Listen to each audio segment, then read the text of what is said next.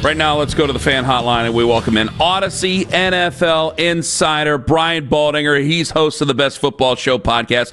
Make sure to check out the Best Football Show on the Odyssey app or wherever you get your podcast. One of the best things about the Odyssey app, folks, it's absolutely free, and you always take something for free. Brian Baldinger joins us this morning. Brian, thanks for joining us. Yeah, my pleasure, guys. Good to be with you. Thanks. Mason Graham, he's our number 5 overall pick.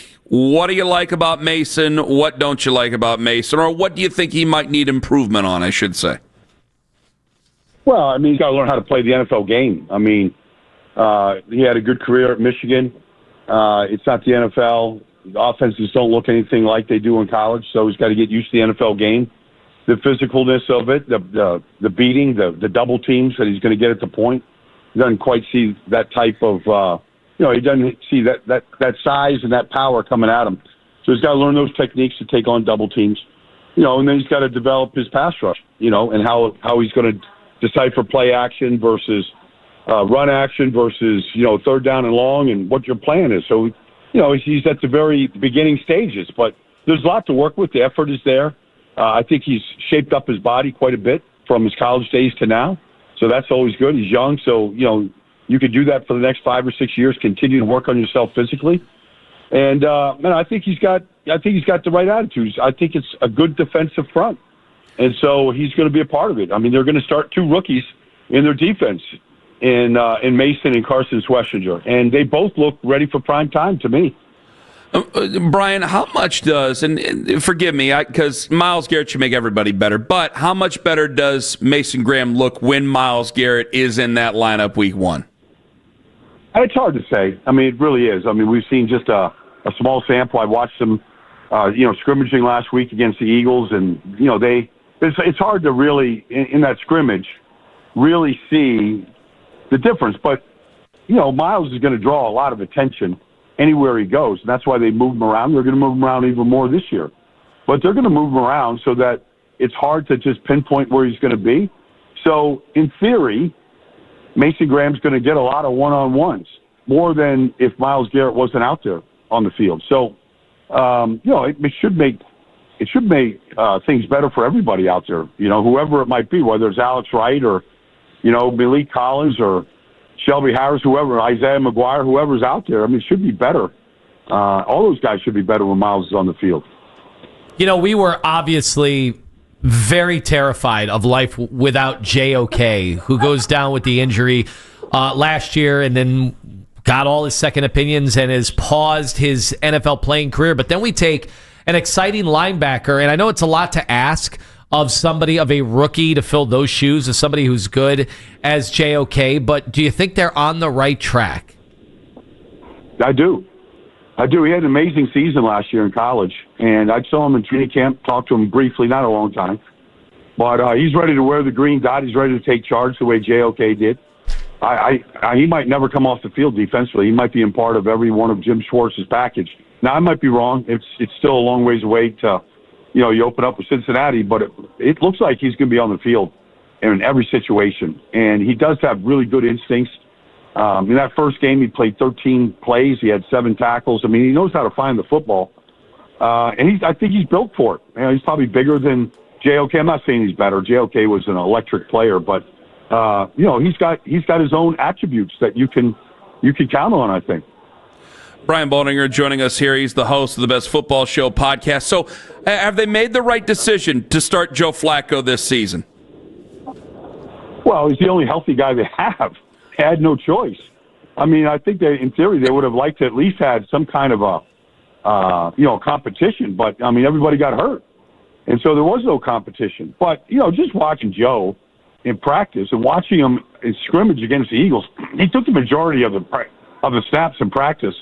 And I saw him afterwards. This is his wife. He's got 5 kids. I mean, with the matter, he looks fresh as can be. Now, we haven't started. The hits haven't started piling up. All those kind of things that can happen. But the guy is just a remarkable athlete. I mean, the arm doesn't look any different than when you went out to watch him in 2008 as a rookie with the Ravens. And he can still move well enough. He's not a statue back there.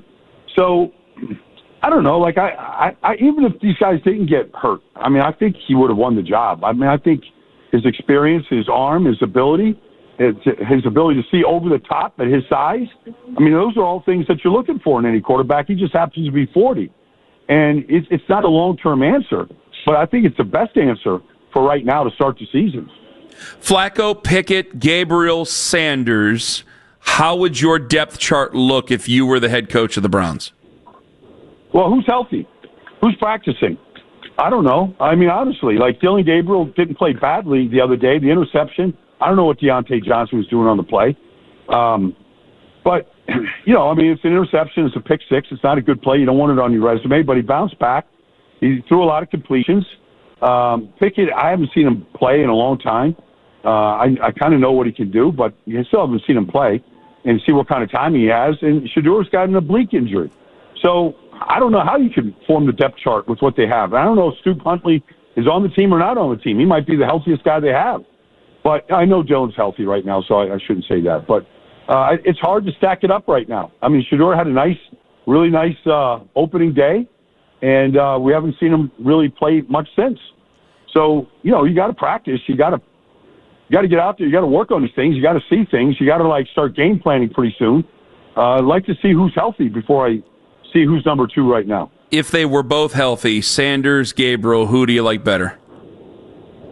I think they both have good qualities. I don't know one's better than the other right now. Dillon is smaller. You kind of like Shedeur's size better.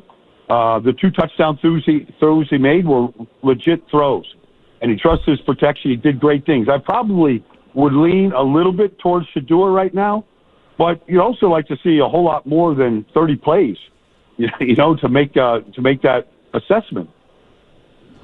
Brian Baldinger joined us on a hotline. I think you just kind of stumbled onto it at the end there of the hard part. I think all of this is focused on, which is how do you evaluate when you have 2 different types of quarterback competitions, one for the starter, one for the backup. I know they said it was a fair competition from day one. I don't really think that Shedeur or Dillon Gabriel had much of a chance to start week 1. Given all of that, you were out here, you've talked to the coaches, you've talked to people within the Browns front office. This was a very, very difficult Herculean task, no? Yeah, I never thought it was going to be fair. And I never thought it would. There's never the way practice is now, there's just not enough quality reps in practice, in scrimmages, or in games. I mean, I do applaud Kevin for going to Philadelphia. They went 2 years ago and having 2 days of scrimmages. It was good work, really good work. You know, that was crisp, and there was no fights, and there was a lot of reps. It's not games, but it's as close to games as you're going to get. So I think there was a lot of good work, but I mean, Joe took most of the reps. So the idea that you could have any kind of a competition if all 4 guys were healthy, I mean, ideally, you'd love to see these guys with the number 1 offensive line. Brian, I'd like to see him with the number 1 offensive line, you know, and so we could really evaluate. You know, throw to Jerry Jeudy on, you know, a Dino route or a deep post, and see if they have timing on the deep throws. But you don't get enough of those opportunities. Brian Baldinger joining us on the show. The situation with Anthony Richardson, would a team like the Browns be interested in bringing in a guy like that, making a trade for him? He's already laughing. All right, what would a team be interested in bringing him in, like the Browns? Well, what are the Colts going to do? I mean, if something happens to Daniel Jones right now, I mean, he's still the 4th pick in the draft. I mean, some of these guys sometimes you get 6, 7, 8, 10 years to prove that you can play. And so, the season hasn't begun yet. There might be opportunities for Anthony to go play again. I don't think they're looking to ship him out. I don't know what their depth chart looks behind, him and Daniel, but just the fact that, they made Daniel the starter doesn't mean it's over for Anthony Richardson, but I don't think they're looking to trade him right now. I think it'd be foolish. I mean, I think he's still a young guy that still has to grow and develop and learn, and I wouldn't give up on him just yet. But you were just talking about, Baldy, how few opportunities there are oftentimes in today's day and age. Now, what's funny is you've seen some coaches go back to the old methods and against the current grain, which is, hey, Joe Burrow is going to be out there in all 3 preseason games because Cincinnati doesn't want to get off to a bad start again, 0-2 for the 4th straight year. You're seeing, Patrick Mahomes always seems to want to be out there. But that's just preseason games, not certainly the same as a regular season game. Like, are we in a weird spot in NFL training camp where nobody truly knows how to nurture these young quarterbacks in the most optimal way? Well, the only way to get better is to play. And so, how many reps there are in these preseason games, Joe's done really good. There's 2 or 3 series in each game he's played against, Philadelphia and then against Washington. He played really well. You expect that. But honestly, the other side, you just can't afford to get any of these guys hurt. You can't legislate against injuries. That's how Joe feels. Even if he's running backwards 20 yards and getting slammed to the ground, he's like, I'm not going to get any better if I'm not playing, if I don't get this timing down. But at the same time, you can't put these guys in bubble wrap and tell them to go play. If you do that, which some teams do, you're basically saying September is the new August, and that's what September's for, to get the timing right, to figure things out, to figure your offense out. That's what happened to the Eagles last year. They were terrible in September last year, but they had the bye week in week 5, and then they went on a run, and they figured things out, what the offense is going to be, and that's kind of what teams have to do right now. We're not getting anything done in August. I mean, it's just not enough. They're just exhibitions out there. They don't even feel like games to me right now. They're just exhibitions, and you can learn a few things. You can see a guy's speed. You can see effort. You can see some technique. But honestly, they feel more like exhibitions than games. So can a bye week actually, because it was an early bye, can a bye week actually determine if players play in the preseason? No, I don't think they're looking at that. I don't think they're weighing in what week your bye week is. But I mean, the Eagles haven't played any of their players. I mean, they didn't even play their backup quarterback last week. They're just saving them. They think they have a good roster. I mean, everybody's different, and everybody has a different approach. You can say Cincinnati's playing Joe Burrow because they don't want to get off to a bad start, but the defense is dreadful.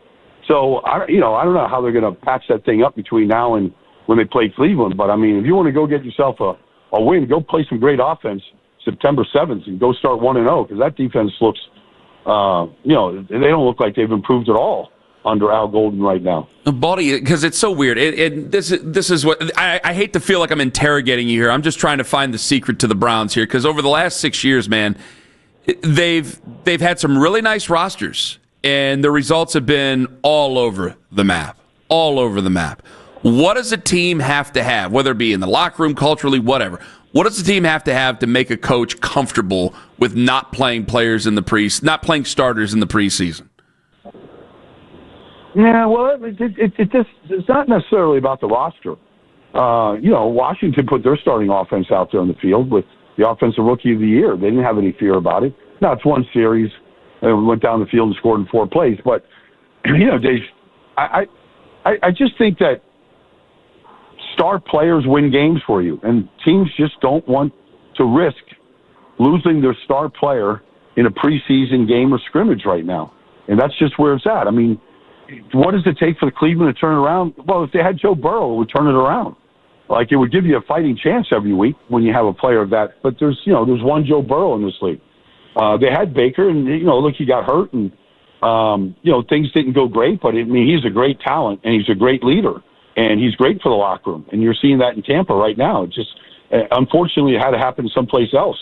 But, Joe can lead now. Joe knows what to do. I saw him, kibitzing with all the young players. I mean, it's probably a little bit odd. He's got 5 kids, and I'm sure, like, when he talks to some of his kids, he might think, like, the maturity level is the same as some of the guys on the team. Not saying that tongue-in-cheek. I'm not saying that, they're children out there. But, he's talking to young, he's talking. Mason Graham is 21 years old. I mean, I don't think there's a disconnect. It's still football. But at the same time, you're asking a 40-year-old guy to lead. I know he knows how to do it. But still, there's, if you're going to go, you're probably not watching the same things on TikTok with each other. Baldy, just real quick. I started watching the Dallas Cowboys documentary on Netflix yesterday, and you started your career in Dallas, and you were kind of there before. Then it goes to chronicle everything that happened around 1987. It was a pretty interesting year in Dallas. Do you have any thoughts? Are you eager to watch that, or are you like, I'm good, I saw it all, I know about how this happened? I'm not. I mean, I haven't gone looking for it. I barely know. I mean, you just reminded me that it's on. I'm sure I'm going to hear about it. I'm always interested in the Cowboys and the history and the folklore and everything. 87 was a strike year. It was an ugly year in Dallas. I was there during that time. Thankfully, Jimmy Johnson came in with Jerry and turned things around, for a brief period of time. It was a miraculous turnaround from 89 to 94. I mean, absolutely miraculous what they did. I don't know that anybody's ever turned a franchise around that quickly, but it's been a lot of drama since then. But they've proven, Dallas proved that if you have a Hall of Fame quarterback, you have a chance to win Super Bowls, and if you don't, it's hard to win Super Bowls, and that's if you don't have a perfect team around the quarterback. And I think that's one of the messages that will probably get them, because I'm sure they're going to talk to Roger and they're going to talk to Troy, as they should. I mean, they know what it takes to win in Dallas, which isn't easy. I mean, there's a lot of distractions in that town and a lot of expectations, and football is king. And so, you got to put a good product on the field for the fans to show up in that building. Brian, you've been very gracious with your time. All the best. Hope to talk to you again soon. My pleasure, guys. You bet. Brian Baldinger, Odyssey NFL Insider. He's the host of the Best Football Show podcast. Make sure to check it out. The Best Football Show. It's on the free Odyssey app or wherever you get your podcasts. Very interesting answers. What he said about Joe Flacco being the starter for the season. Did you hear that? Did you hear what he said about that one, Tone? How about him talking about how that arm is still there and he can still move, not a statue in the pocket at all? The Dillon Shedeur conversation. The answer he just had, not good for Dillon Gabriel.